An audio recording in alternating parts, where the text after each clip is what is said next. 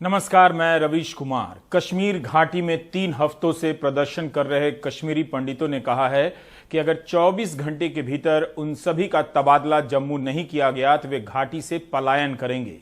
आज कुलगाम में अनुसूचित जाति की रजनी बल्ला की हत्या के बाद कश्मीरी पंडितों की बेचैनी और बढ़ गई है। जम्मू के सांबा जिले की रहने वाली रजनी कुलगाम के हाई स्कूल में पढ़ाती थी। गोपालपुरा के हाई स्कूल में आतंकवादियों ने उनकी हत्या कर दी। इस महीने यह 7वीं घटना है जब आतंकवादियों ने टारगेट अटैक किया है। इनमें बडगाम की 35 साल की एंकर अमरीना भट्ट भी शामिल हैं। आतंकवादियों ने जम्मू कश्मीर पुलिस के सिपाही सैफुल्ला कादिर की भी उनके घर के बाहर गोली मारकर हत्या कर दी। कश्मीर के सभी राजनीतिक दलों ने रजनी बल्ला की हत्या की निंदा की है, लेकिन बात वहीं पर आकर रुक जाती है कि निंदा ही हो रही है, आतंकवादियों का हौसला नहीं रुक रहा। घाटी में अलग अलग सरकारी विभागों में काम करने वाले कश्मीरी पंडितों का कहना है कि वे असुरक्षित महसूस कर रहे हैं। उन्हें पुनर्वास के नाम पर बलि का बकरा बनाया जा रहा है। जब तक घाटी में हालात सामान्य नहीं होते तब तक उन्हें जम्मू भेज दिया जाए, नहीं तो वे पलायन करने के लिए मजबूर होंगे। कश्मीरी पंडित राहुल भट्ट की हत्या के बाद से प्रदर्शन कर रहे हैं। राहुल की हत्या के 12 दिनों के बाद जब लेफ्टिनेंट गवर्नर मनोज सिन्हा ने प्रदर्शनकारियों से मुलाकात की तब उनका बयान गौर करने लायक है। उन्होंने कहा कि यहां आतंक का इकोसिस्टम इतना फैला हुआ है कि परछाई पर भी भरोसा नहीं कर सकते। यह सुनने के बाद लोगों में असुरक्षा और बढ़ गई। हैदर फिल्म का एक संवाद याद आता है, किसका झूठ झूठ है, किसके सच में सच नहीं है कि है नहीं, बस यही सवाल है और सवाल का जवाब भी सवाल है। स्कूल में पढ़ाने के लिए दाखिल होने से कुछ ही मिनट पहले रजनी बल्ला को आतंकियों ने गोली मार दी। 7 साल से उनके साथ काम कर रहे सहकर्मी शोक और हैरानी में डूबे हुए हैं। गोपालपुरा हाई स्कूल के शिक्षक बताते हैं कि जब सुबह की प्रार्थना हो रही थी तभी उन्हें गोलियों की आवाज सुनाई पड़ी। फिर स्कूल से महज 50 मीटर दूर रजनी गोलियों से छलनी मिली। अभी स्कूल पहुंची नहीं थी तो उसकी क्या हो गई। तो आपने कब देखा? साथ मेरे 7 साल से हमारे साथ। 7 साल से आपके कभी कुछ नहीं? उसके बच्चे भी कुछ नहीं हुआ। एक बच्ची है उसकी, बस 8 दिन पहले वो हमारे साथ एक्सकर्शन पर थी। जी जी। एक साथ थी, एक साथ खाया, एक साथ खेला, एक साथ घूमे, क्या पता था। मुसलसल बेगुनाहों को यहाँ निशाना बनाया जा रहा है। रजनी के कत्ल के फौरन बाद कश्मीरी पंडित जो पिछले 3 हफ्तों से एहतजाज पे हैं, जब से राहुल भट्ट को मारा गया तब से वो कहते हैं उन्हें जम्मू के सुरक्षित इलाकों में भेजा जाए।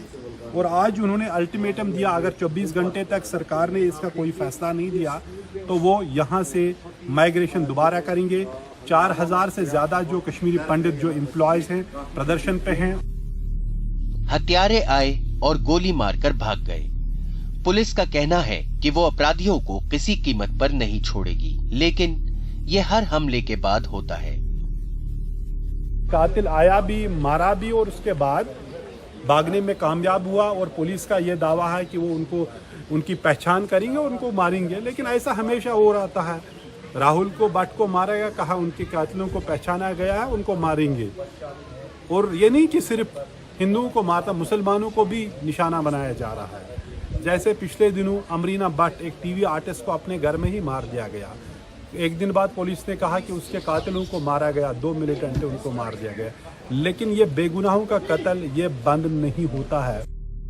रजनी की दोस्त और सहकर्मी साइमा की रुलाई खत्म नहीं हो रही। उसकी अपील है कि हिंदुओं को लक्षित हमलों से बचाया जाए। हमारी तरफ से हमें ज्यादा मीडिया फेस नहीं कर रहे। जो बाकी है ना, आप उनके लिए प्लीज कोई सेफ्टी का वो कराए। बेचारों को वहाँ जम्मू ट्रांसफर कराए, वो भी इतने दहशत में थे, मतलब उनको सेव करके बस ये आप वो बेचारी गई अब इंशाल्लाह वो शहीद ही हो गई, वो फरिश्ता ले गई थी। बाकी जो है उनको सेव रखे, बस ये आप मैसेज दे दीजिए।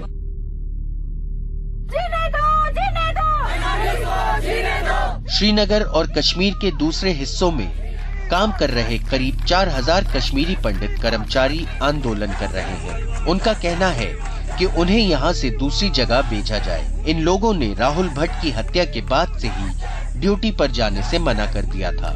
कर्मचारियों का कहना है कि बहुत हो चुका, अब अगर अगले 24 घंटे में सरकार जम्मू में तबादला नहीं करती तो वो खुद चले जाएंगे। प्लीज जब तक कि यहाँ के हालात नॉर्मल ना हो जाए हमें यहाँ से रिलोकेट किया जाए for the time being 2 to 3 years। जैसे आईजीपी साहब ने बोला कि कश्मीर में हम लोग 2-3 साल में टेररिज्म फ्री करेंगे कश्मीर को, तो हमने भी वही एक टाइम उनसे मांगा था कि हमें रिलोकेट कीजिए उस टाइम के लिए, जब तक कि यहाँ पे हालात नॉर्मल नहीं हो जाते, हमारे लिए जिंदगी नॉर्मल नहीं हो जाती। लेकिन उसी के दौरान अभी 3 दिन के बाद ही हमारी एक और बहन को शहीद कर दिया गया स्कूल के प्रीमिसेस के अंदर असेंबली करते हुए। अब हमने अब कोर पैन वैली अपना बारामूला से विसू तक, अनंतनाग, मटन, जितने भी हमारे ट्रांजिट कैंप्स है, शेखपुरा से हम श्रीनगर तक, हमने एक डिसीजन लिया है कि अगर 24 घंटे के अंदर सरकार ने कोई भी ठोस फैसला हमारे लिए नहीं लिया तो हम लोग 24 घंटे के अंदर वैली से पलायन करेंगे और मास माइग्रेशन दोबारा होगी। कश्मीरी पंडित कर्मचारियों का कहना है कि वो बहुत डरे हुए हैं। अजय पंडित टीचर हैं। उनका कहना है कि वो जब भी क्लास में होते हैं वो लगातार गेट की तरफ देखते रहते हैं कि कहीं कोई आकर उनकी हत्या न कर दे। आज हमें फेथ नहीं है। आज मैं अपने स्कूल में जब सर बैठता हूँ, मैं अपने बच्चों को पढ़ा रहा हूँ, तो मेरा अगर एक हाथ में वो मार्कर है तो दूसरी आंखें मेरी हमेशा गेट की तरफ। कि कौन आ रहा है, कौन कब आएगा, वापस जा सकेंगे अपने स्कूल में पढ़ाने के? सर पहले तो सर एक चीज है, गवर्नमेंट से हम क्या मांग रहे हैं? हम तो मांग रहे हैं सर कि एक सेफ एनवायरनमेंट होना चाहिए जिसमें हम काम कर सकें। मैं अपनी पोटेंशियल सर तभी दे सकूंगा जब मेरे को सेफ एनवायरनमेंट मिलेगा। If they are not able to provide me safe environment, मैं सर कैसे काम कर सकता हूँ? मुझे अपनी सिक्योरिटी खुद करनी है। खुद के तबादले की मांग को लेकर कश्मीरी पंडित कई जगहों पर लगातार प्रदर्शन कर रहे हैं। हालांकि सरकार सुरक्षा का भरोसा दे रही है, लेकिन कश्मीरी पंडितों का कहना है कि उनका भरोसा हिला है, क्योंकि उपराज्यपाल मनोज सिन्हा ने उनसे मुलाकात के दौरान कहा कि वो ये गारंटी नहीं दे सकते कि आगे कोई घटना नहीं होगी। कश्मीरी पंडितों के सामने लेफ्टिनेंट गवर्नर मनोज सिन्हा ने कहा कि वो आतंकवाद को खत्म करेंगे, लेकिन जो इकोसिस्टम है वो चिंता की बात है। मुसलमान के सिख बाकी ईसाई हम एक है। जब मैं जाऊंगी अभी मिलिटर के पास इसी तरफ मारेगा मुझे, दे दो गोली, मैं तैयार हूँ गोली लेने के लिए।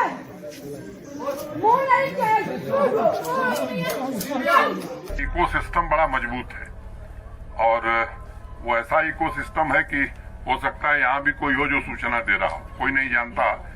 परछाई पर भी यहाँ संदेह किया जा सकता है, लेकिन मैं ये आपसे नहीं कह सकता कि कोई घटना नहीं होगी। कोशिश हम जरूर कर रहे हैं, लेकिन केवल वो लोग जो बंदूक चला करके लोगों की जान ले रहे हैं, ये हमारे टारगेट नहीं है। वे तमाम लोग हैं जो इस पूरे इकोसिस्टम को चला रहे हैं।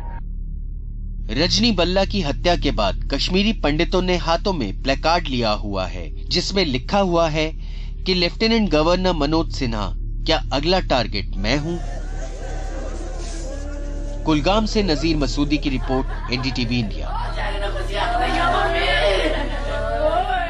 ऐसा कभी नहीं हुआ कि कश्मीरी पंडितों ने घाटी से पलायन करने के लिए अल्टीमेटम दिया हो, और ऐसा कभी नहीं हुआ कि पलायन की चेतावनी की खबर से गोदी मीडिया ने किनारा कर लिया हो। जिस गोदी मीडिया ने कश्मीर फाइल्स नामक फिल्म पर दिन रात लगाया, लोगों के बीच भ्रामक उबाल पैदा किया, उसके रहते कश्मीरी पंडित इस बात की शिकायत कर रहे हैं कि उनके प्रदर्शन को गोदी मीडिया कवर नहीं कर रहा है। ऐसा नहीं है कि घाटी में आतंकवादी मारे नहीं जा रहे, हर दिन एनकाउंटर की खबरें आती हैं, लेकिन इसके बाद भी जिस तरह से आम नागरिकों को चिन्हित कर निशाना बनाया जा रहा है, उससे लोगों में असुरक्षा बढ़ती जा रही है। अब बात करते हैं भूसे की, उसकी भी कर लेते हैं। अगर इसी तरह यह संकट जारी रहा तो भूसे के साथ साथ दूध भी महंगा होता जाएगा। हरियाणा और पंजाब ने दूसरे राज्यों में भूसा बेचे जाने पर रोक लगा दी है। कई और राज्यों ने ऐसा किया है। इस कारण उत्तराखंड में भूसे का दाम तेजी से चढ़ने लगा, तो वहां की सरकार ने मई के पहले हफ्ते में आदेश जारी कर दिया कि राज्य में पैदा होने वाला भूसा पड़ोस के राज्यों में नहीं जाएगा, वरना मुकदमा हो सकता है। इसी के साथ दूसरे उद्योगों में इस्तेमाल पर भी रोक लगा दी गई है और भूसे की कालाबाजारी पर नजर रखी जा रही है। मीडिया रिपोर्ट में कहा गया है कि यह आदेश 15 दिनों के लिए जारी हुआ था। इस बात की आशंका जताई जा रही है कि भूसा महंगा होगा और नहीं मिलेगा तब लोग अपने मवेशियों को खुला छोड़ सकते हैं। इससे दूसरे तरह का संकट पैदा होगा और फसलों के चर जाने के कारण गांव में झगड़े बढ़ जाएंगे। राजस्थान में भी भूसे का भाव 2000 क्विंटल तक पहुंच गया है। 30 मई के डाउन टू अर्थ में भागीरथ की यह रिपोर्ट इस संकट की गंभीरता बता रही है। इसमें लिखा है कि भूसे का दाम 3 गुना बढ़ने से मंगतराम ने अपनी डेयरी से 28 गायों को बेच दिया है। मनेसर के मंगतराम का कहना है कि पिछले साल जो भूसा 425 रुपए क्विंटल खरीदा था, इस साल 1500 रुपए क्विंटल खरीदा है। एक गाय को चारा खिलाने में हर दिन 250 रुपए का खर्च आने लगा है। डाउन टू अर्थ की रिपोर्ट के अनुसार मंगतराम डेयरी फार्म की जगह कुत्ते की फार्मिंग करने की सोच रहे हैं। विदेशी कुत्तों के पिल्लों के दाम अच्छे मिल जाते हैं। पशुपालन और दुग्ध उत्पादन घाटे का सौदा होता जा रहा है। भूसे का दाम बढ़ने से किसानों को घाटा हो रहा है। मंगतराम के गांव के कई किसानों ने गायें बेच दी हैं। 28 मई को प्रधानमंत्री गुजरात में थे सहकार से समृद्धि कार्यक्रम में। वहां उन्होंने 8 लाख करोड़ के दूध उत्पादन की बात तो की, मगर भूसे के संकट का कहीं जिक्र नजर नहीं आया। इस समय पशुपालन सेक्टर किस संकट से गुजर रहा है, उसकी फिक्र नहीं दिखती है।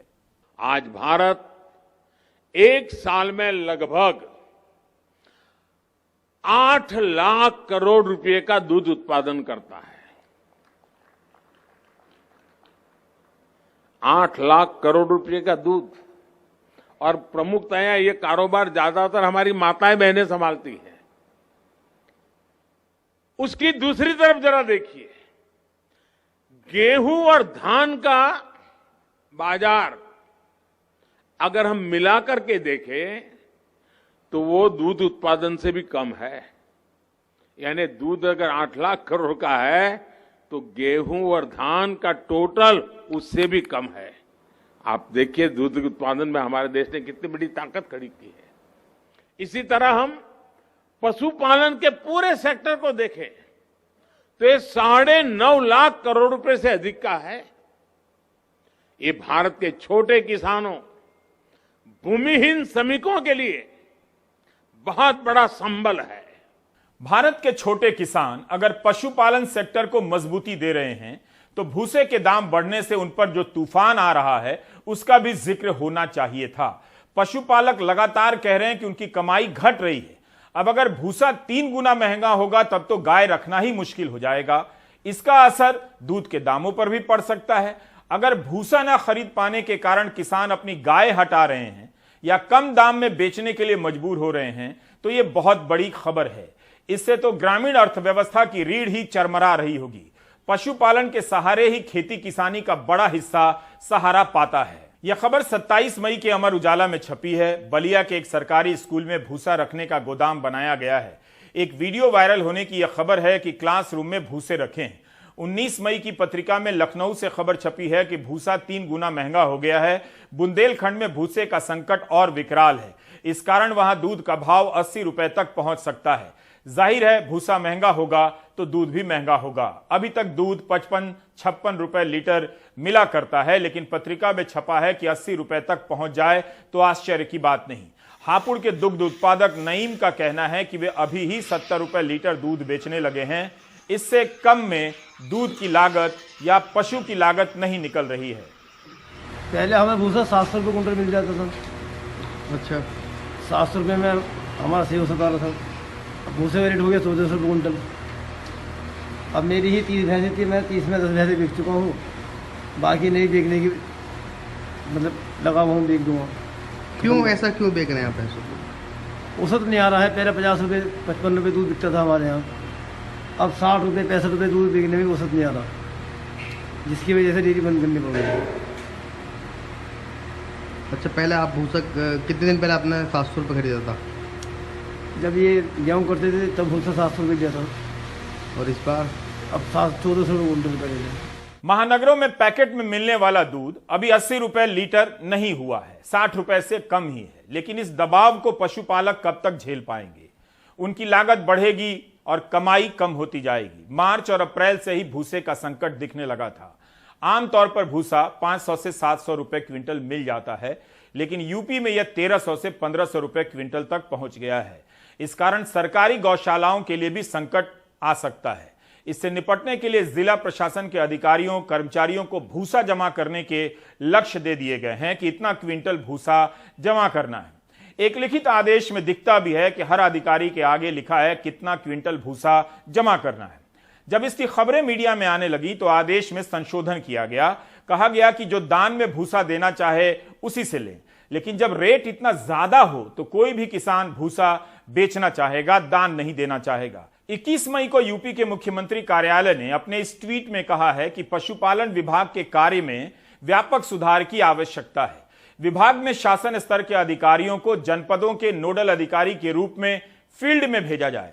जनपदों में जाएं, गौ आश्रय स्थलों में व्यवस्था की पड़ताल करें और भूसा बैंक बनवाएं। इस सख्ती का यही मतलब है कि अधिकारी फील्ड में जाएं और भूसा जमा करें। बात भी सही है कि संकट की जिम्मेदारी सरकार की है। अधिकारी नहीं लगेंगे तो कौन लगेगा? क्या इसलिए कुछ अधिकारियों को दिक्कत हो रही है कि वे अफसर हैं, भूसा कैसे जमा कर सकते हैं? उनका काम नहीं है। ऐसे अधिकारियों को यह सोचना चाहिए कि भूसा गाय के लिए जमा कर रहे हैं और गाय तो माता है। फिर उन्हें लगेगा कि पुण्य का काम है और वे मन से भूसा जमा करने लगेंगे। ऐसे अधिकारियों को व्हाट्सएप से मीम भी भेजे जा सकते हैं। अगर ऐसा कोई लिखित आदेश भी है तो भी अधिकारियों को खुलकर गर्व से भूसा जमा करना ही चाहिए।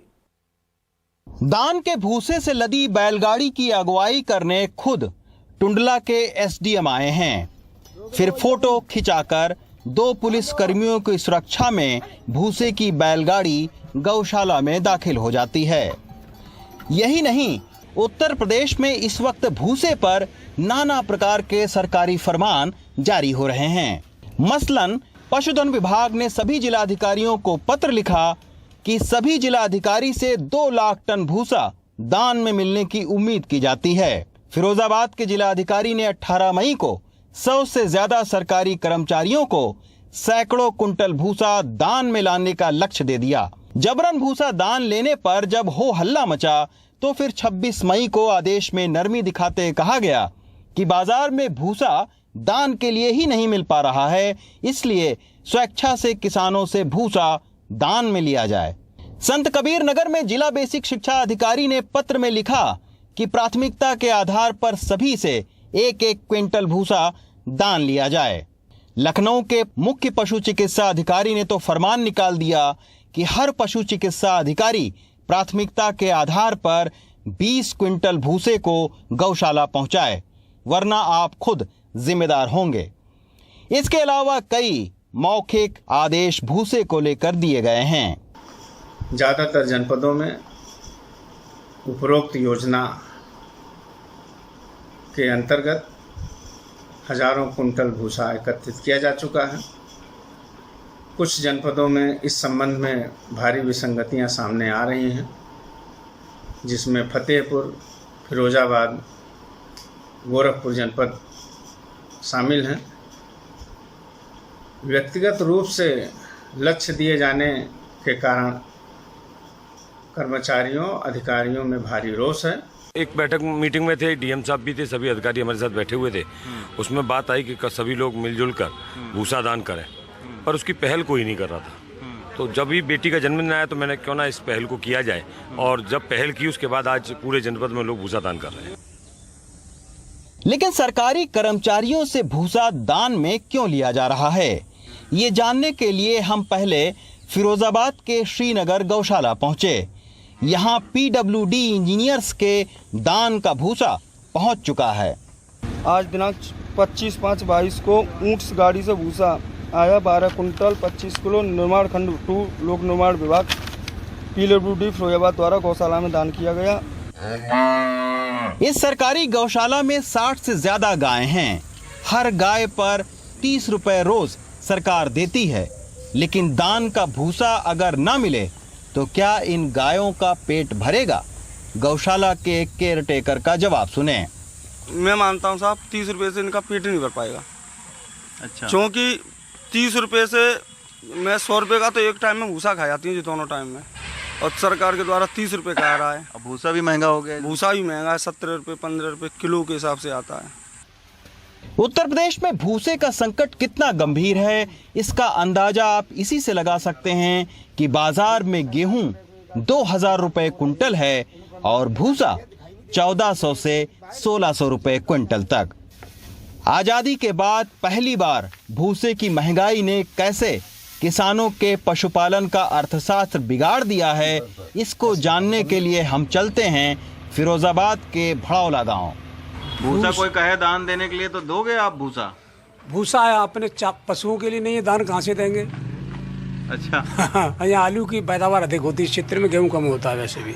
अच्छा। आलू मिर्च और आवारा पशुओं की वजह से गेहूं बिल्कुल नष्ट हो जाता है। ये देखो सामने खेत पड़ा है, पूरे खा गए, कटा भी नहीं है। अब आप समझ सकते हैं कि चारे की महंगाई से छुट्टा मवेशियों की तादाद बढ़ने और सरकार के लिए गौशालाओं में 8 लाख से ज्यादा मवेशियों के लिए 10 लाख टन से ज्यादा भूसे का इंतजाम करना कितनी बड़ी चुनौती है। तो दान में भूसा मांगने वाली सरकारों को सोचना चाहिए कि जब इस दौर में इंसान की रोटी और मवेशियों के चारे का दाम लगभग एक सा हो गया है, तो आखिरकार आम इंसान और साधारण किसान इस महंगाई के दौर में दान के लिए भूसा कहां से लाएगा। फिरोजाबाद से रवीश रंजन शुक्ला, एनडीटीवी इंडिया। खेती किसानी की दुनिया इतनी विशाल है कि दिल्ली में कैद मीडिया को उसका अंदाजा नहीं लग पाता कि उसकी संभावना कितनी है और संकट कितना है। हम नहीं जानते कि भूसे का दाम 3 गुना महंगा होने से लोग अपने मवेशियों को पेट भर चारा खिला पा रहे हैं या नहीं, उन पर किस तरह का आर्थिक दबाव पड़ रहा है। मध्य प्रदेश में प्याज की खेती करने वाले किसानों को दाम नहीं मिल रहा है। आप भले 20 रुपया किलो प्याज खरीद रहे हैं, लेकिन उन्हें 1 रुपया किलो का भी भाव नहीं मिल रहा। उनकी सारी कमाई डूब गई है। चलो 1 रुपया का 4 किलो कांदा, 1 रुपया का 4 किलो कांदा, 1 रुपया का 4 किलो कांदा। मध्य प्रदेश की मंडियों में 1 रुपए किलो बिकने वाला प्याज शहर आते आते 15 से 20 रुपए किलो मिल रहा है। विक्रेता और ग्राहक दोनों किसानों की मेहनत को समझ रहे हैं, अपनी और उसकी बेबसी को भी। 10 रुपये दिए तो हम ले आके यहाँ 15 रुपये बेचते हैं, और महंगा देते हैं तो हम भी महंगा बेचते हैं। इससे ग्राहकी पर असर पड़ता है। अभी प्याज सस्ती आ रही है, फिर भी महंगी दे रहे हैं, 9-10 रुपये दे रहे हैं। हम 15 ले आके बेच रहे हैं। तो फायदा किसको इसमें? फ़ायदा सर इसमें किसान को नहीं है, किसान को तो घाटा है। इतनी मेहनत से उगाता है, बीच में जो बिचौलिए आते हैं, आड़त वाले या मंडी वाले जो वो ले लेते हैं, वो कमाते हैं ज़्यादा। 15 रुपये किलो दे रहे हैं ये तो, और भले वो लोग क्यों 1 रुपये किलो वहाँ से मिल रही होगी या 4 रुपये किलो, लेकिन यहाँ पे तो हमको तो 10-15 रुपये से कम नहीं है, 15 रुपये। तो इसमें किसको फ़ायदा है? अब इसमें तो फ़ायदा क्या, हम लोग को भी नुकसान है और उधर पे जो गांव के जो किसान हैं उनको भी नुकसान है, और जो बीच के जो लोग हैं वो लोग, उनको फ़ायदा है इस बीच में। राजधानी भोपाल से करीब 250 किलोमीटर दूर आगर मालवा जिले के सुदवास गांव में सुनील कारपेंटर अपने परिवार के 6 सदस्यों का पेट पालने के लिए 12 बीघा जमीन पर खेती करते हैं। पहले प्याज की खेती के लिए पसीना बहाया, फसल बेचने पर मिल रहे दाम से पसीने छूट रहे हैं। फसल का कुछ हिस्सा बेचने के लिए जिला मुख्यालय पर 2000 रुपए का ट्रैक्टर किराया दिया। 23 बोरी प्याज बेचने के बाद सुनील के हाथ में केवल 1600 रुपए आए, यानी कुल जमा 75 पैसे प्रति किलो। कोई भी नहीं टूटे नहीं सपना, हम तो खेती के ऊपर निर्भर रहते हैं, किसान लोग हैं हम। अभी 1.5 लाख का खर्च और 80,000 का प्याज हो। इसी गांव में 20 बीघा जमीन पर खेती करने वाले मुकेश को भी प्याज के दाम रुला रहे हैं। 4 बीघा की प्याज उगाने के लिए 40,000 रुपए खर्च किया। 12 क्विंटल प्याज बेचने के लिए जिला मुख्यालय पर 2000 रुपए ट्रैक्टर किराया देकर आए और हाथ में आई राशि कुल 1600 रुपए। दाम तो बहुत कम मिल रहा है। कितना दाम मिला आज? फसल कितनी? 23 कट्टी प्याज की लेके आए, 23 कट्टी का मात्र 1600 रुपए मिल रहा है। इसमें 250 रुपए की तो कट्टी ही थी, 1600 रुपए की कट्टी बिकी है। 23 कट्टी कनी महंगी आई, इसमें दवाई का भी खर्चा आया, कटाई भी बहुत महंगी पड़ी इसकी, निंदाई खोदाई भी महंगी पड़ी। मात्र 1600 रुपए आए 23 कट्टी से। आगर मालवा जिले के ही बटावदा के किसान अपने घर से प्याज बेचने निकले तो मन में खुशी थी कि प्याज की मूल लागत तो निकल आएगी, लेकिन जब प्याज की तुलाई हुई और उसका हिसाब हुआ तो किसान के पैरों की जमीन खिसक गई। 790 रुपए की प्याज हुई, उसमें 184 रुपए हमाली चली गई, 600 रुपए भाड़ा लग गया। ऐसे में मात्र 6 रुपए किसान के हाथ आए। प्याज के कारोबारी कहते हैं निर्यात खुले तो शायद दामों में कुछ बढ़ोतरी हो सकती है, वहीं किसानों को समर्थन मूल्य पर खरीदी का भी इंतजार है। आयात निर्यात नहीं हो रहा सर, आयात निर्यात बंद है, आयात निर्यात चालू हो जाए, वाटर चालू हो जाए तो भाव बढ़ जाए। 1 रुपए का 4 किलो कांदा, 1 रुपए का 4 किलो कांदा। किसान अब विरोध करने लगे हैं। खंडवा में किसान मजदूर संघ के किसानों ने कलेक्टर परिसर के पास ही टेंट लगाकर सिर्फ 1 रुपए में 4 किलो प्याज बेचा, सरकार पर उपेक्षा का आरोप लगाया। लागत किसान को आज 12 रुपए किलो पड़ती है और अगर 10 रुपए किलो किसान को अगर प्याज बिकता है तो 2 रुपए किलो का घाटा जाता है। आज मंडी की परिस्थिति ऐसी है कि 4 रुपए और 5 रुपए किलो में प्याज बिक रहा है।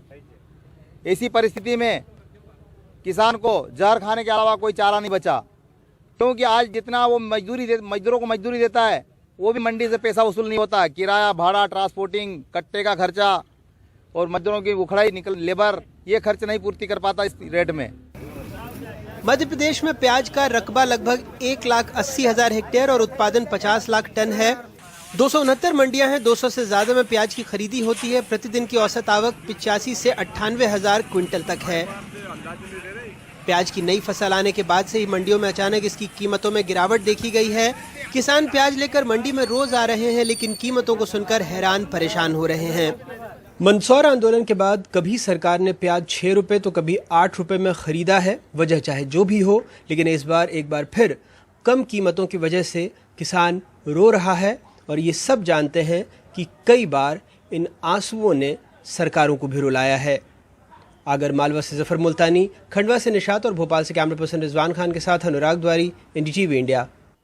दिल्ली में 20 मिनट की बरसात में कई लोगों को यही याद रहा कि ट्रैफिक जाम में कई घंटे फंसे रहे।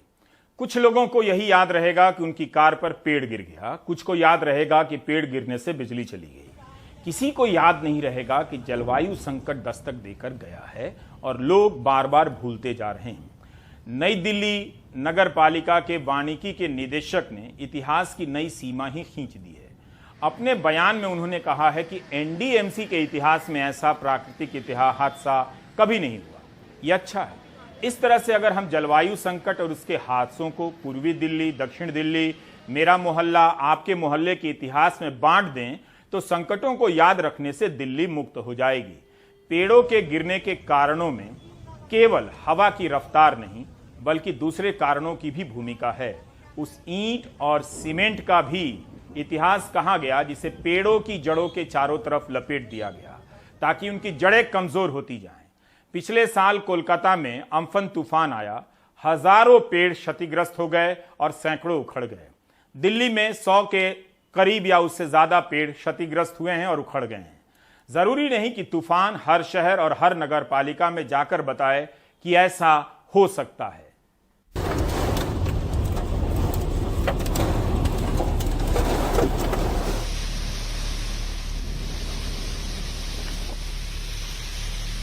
एनडीएमसी हिस्ट्री में, हमारा जो दिल्ली हिस्ट्री में आज तक इसी प्रकार कोई ऐसे नेचुरल डिजास्टर कभी हुआ नहीं है। लेकिन इसी बार इतना पेड़ गिरा, इतना जो मास लेवल में massive destruction and massive disaster हुआ है, it is the first experience. हमको ये कैसे टैकल, पहली बार लग रहा है, पहली बार हमें इसी तरह के जो होने के बाद हम कैसे टैकल करना, क्या प्रिपेयर्डनेस होना चाहिए, इसके बारे में भी हमें रिव्यू करेंगे। हर तरफ तबाही, पेड़ जमीन पर, दबी पड़ी गाड़ियां, रास्ते सिमट गए।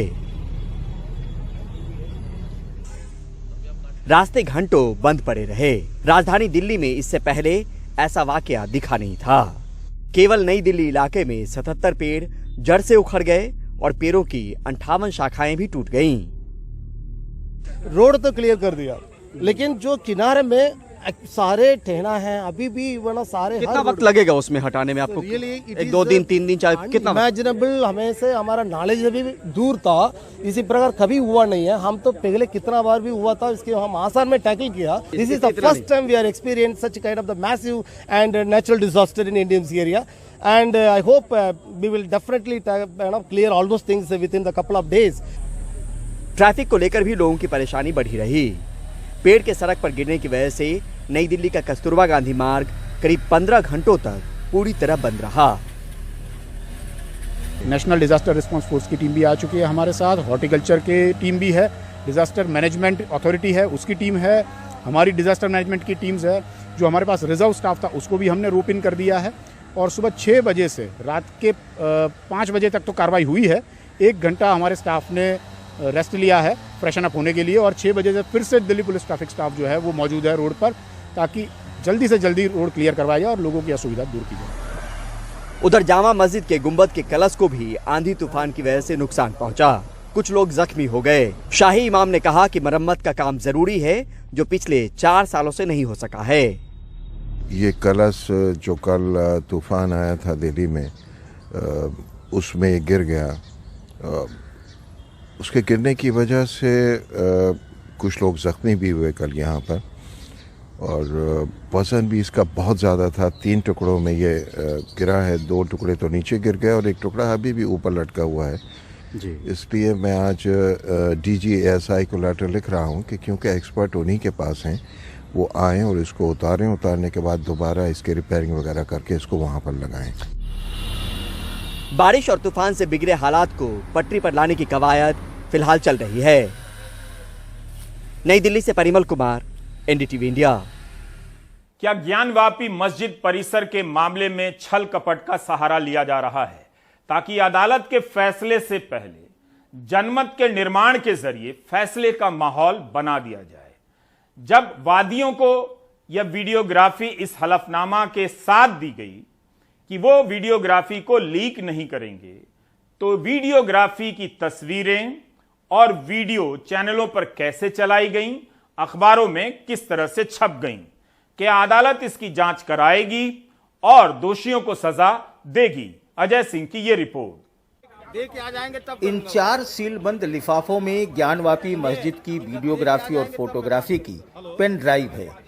सोमवार शाम इन्हें 4 वादी महिलाओं को सौंपा गया। ये सोशल मीडिया और टीवी चैनलों पर चलने लगे, जबकि महिलाएं दावा कर रही हैं कि उन्होंने तो लिफाफों की सील तक नहीं खोली है। इस पैकेट के अंदर जो है सर्वे कमीशन कार्रवाई किया जो वीडियोग्राफी है, उसका चिप है या CD जो भी हो या पेन ड्राइव जो भी हो, ये माननीय न्यायालय द्वारा प्राप्त हुआ है, शुल्क देकर प्राप्त हुआ है। लेकिन माननीय न्यायालय ने अंडरटेकिंग देकर के दिया था, लेकर के वादी द्वारा कि यह किसी को सार्वजनिक नहीं करेंगे, सिर्फ अपने यूज करेंगे। और ज्यों ही 6:30 बजे लेकर के कैंपस से बाहर भी नहीं निकल पाई कि मीडिया में चलना शुरू हो गया। अभी लिफाफा खुला ही नहीं, तो इसकी स्थिति यह हो सकती है कि बांदी मुकदमा पर आरोप आ सकती है कि आपने अंडरटेकिंग देने के बाद भी न्यायालय के आदेश का अवहेलना किया है। इसलिए न्यायालय के संज्ञान के लिए मैं इसको वापस करते हुए न्यायालय को संज्ञान में लूँगा कि जो ऐसा कार्रवाई किया है उस पर जांच कर उसको दंडित किया जाए, कार्रवाई की जाए। इस मामले में 5वीं वादी महिला राखी सिंह ने ये वीडियो फोटो नहीं लिए थे। उनके वकील इस प्रकरण की CBI जांच की मांग कर रहे हैं। देखिए, राखी सिंह की तरफ से जिला जज महोदय के यहाँ पे हमने एक दरख्वास्त लगाई है CBI जांच की। जो कल वीडियो लीक का प्रकरण हुआ है वो अपने आप में एक अलग नहीं है, सेपरेट नहीं है। वो एक चेन इवेंट है, चेन के अंदर का एक भाग है, पार्ट एंड पार्सल है। 4 मिनट के अंदर अंदर सभी चैनलों पर, सभी मीडिया प्लेटफॉर्म पर, पब्लिक प्लेटफॉर्म पर आ जाना एक बहुत बड़ी चीज़ है। इसको ध्यान में रख करके हमने आज एप्लीकेशन राखी सिंह की तरफ से CBI जांच की मांग की है। जबकि मस्जिद पक्ष के लोगों का कहना है कि ये लीक एक बड़ी साजिश है। ये बहुत ही चिंतनीय है, बहुत ही आपत्तिजनक भी है। हमको तो इसमें बहुत बड़ी साजिश की बू आ रही है। हमारी तरफ से भी एप्लीकेशन पड़ रही है जांच के लिए, और अभी हमको ये पता चला कि राखी सिंह की तरफ से भी कोई एप्लीकेशन CBI जांच के लिए दी गई है। हम लोगों की तरफ से भी एप्लीकेशन पड़ रही है, अभी तैयार हो रही है एप्लीकेशन, हम लोग भी देने जा रहे हैं। जो इस पूरी कार्रवाई में लिप्त होंगे उस जांच में सब लोग पकड़े जाएंगे, जिन्होंने लीक किया होगा वो भी, और जो गैर कानूनी ढंग से उसको डिस्प्ले किए होंगे वो भी।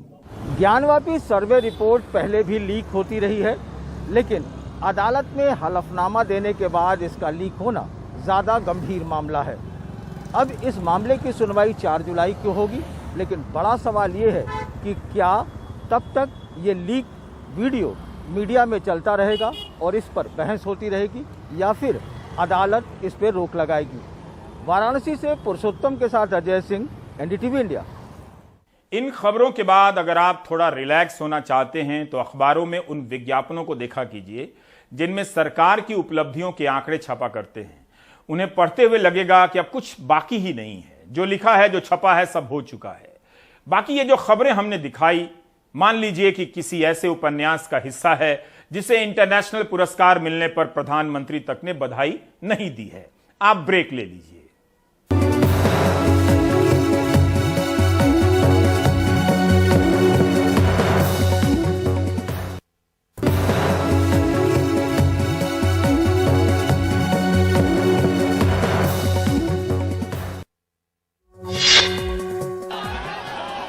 पंजाबी गायक सिद्धू मूसेवाला का अंतिम संस्कार पंजाब में उनके गांव मूसा में हो गया है। अंतिम यात्रा में हजारों लोगों की भीड़ उमड़ पड़ी।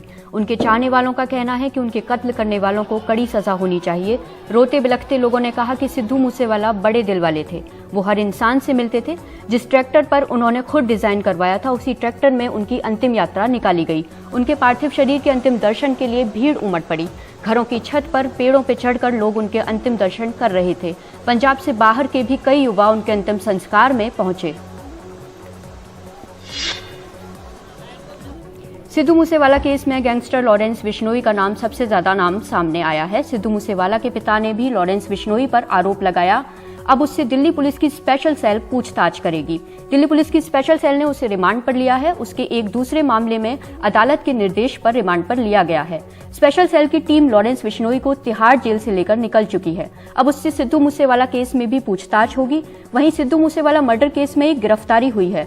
उत्तराखंड से कल 6 लोगों को पुलिस ने हिरासत में लिया था। उन्हें पंजाब ले जाया गया था। उनमें से एक शख्स मनप्रीत को पुलिस ने गिरफ्तार कर लिया है। मनप्रीत की भूमिका की जांच की जा रही है। दिल्ली के स्वास्थ्य मंत्री सत्येंद्र जैन को 9 जून तक ईडी की हिरासत में भेज दिया गया है। उन्हें मनी लॉन्ड्रिंग के आरोप में गिरफ्तार किया गया था। दिल्ली के सीएम अरविंद केजरीवाल ने सत्येंद्र जैन का बचाव किया। उनका कहना है कि सत्येंद्र जैन के कागज उन्होंने खुद देखे थे। उन्हें कानून की भी समझ है। अरविंद केजरीवाल ने कहा कि जो भी आरोप लगाए गए हैं सब फर्जी हैं। उन्हें केवल राजनीति की वजह से गिरफ्तार किया गया है। केजरीवाल ने दावा किया कि अगर 1% भी सच्चाई होती तो वो खुद सख्त कदम उठाते और उन्हें हटा देते। वहीं विपक्ष लगातार हमलावर है। विपक्ष का कहना है कि जो भी कार्रवाई हो रही है कानून के हिसाब से ही हो रही है। राज्यसभा चुनाव में सभी दल के उम्मीदवार लगातार नामांकन कर रहे हैं। केंद्रीय वित्त मंत्री निर्मला सीतारमण ने कर्नाटक से नामांकन किया। पंजाब से आम आदमी पार्टी के राज्यसभा उम्मीदवार बिक्रमजीत सिंह साहनी और बलबीर सीचेवाल ने राज्यसभा के लिए पर्चा भरा। इस दौरान राज्य के मंत्री हरपाल चीमा और कुलदीप धालीवाल भी मौजूद रहे। यूपी से बीजेपी के राज्यसभा उम्मीदवार संगीता यादव, सुरेंद्र नागर, राधा मोहन दास अग्रवाल और दर्शना सिंह ने अपना पर्चा दाखिल किया। इस दौरान यूपी के सीएम योगी आदित्यनाथ भी थे। वहीं राज्यसभा के चुनाव मैदान में 2 मीडिया मालिक भी उतरे हैं। इन दोनों ने राजस्थान और हरियाणा में राज्यसभा चुनाव को दिलचस्प बना दिया है।